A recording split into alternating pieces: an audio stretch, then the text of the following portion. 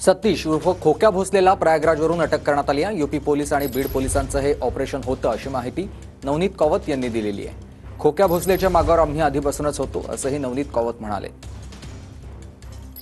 सतीश भोसले उर्फ खोक्या यालाच पोलिसांनी ताब्यात घेतलेलं आहे। कुठून घेतलं आणि कसं घेतलेलं आहे? सतीश भोसलेला आम्ही प्रयागराजवरून अटक केलेला आहे। हे बेसिकली बीड पोलीस आणि यूपी पोलीसचं जॉईंट एक ऑपरेशन होता, त्याच्यामुळे आम्ही त्याला अटक केलेलं आहे। सर त्याच्यावर आता पण किती त्याच्यावर गुन्हे दाखल करण्यात आले, किती प्रकारचे गुन्हे त्याच्यावर? देखील पास्ट गुन्हेगारी पार्श्वभूमी तो वेगळी आहे, पण आम्ही 5-6 दिवस आधी टोटल पोलिसांनी 3 गुन्हे दाखल केलेले आहेत। तर 3 गुन्ह्यापैकी 2 गुन्हे 307चे आहेत, जुना 307 बेसिकली अटेम्प्ट टू मर्डर, आणि 1 गुन्हा NDPSचा आहे।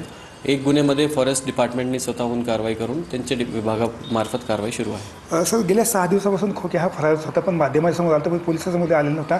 नाही, त्याच्या बाबतीत मी ॲग्री करत नाही।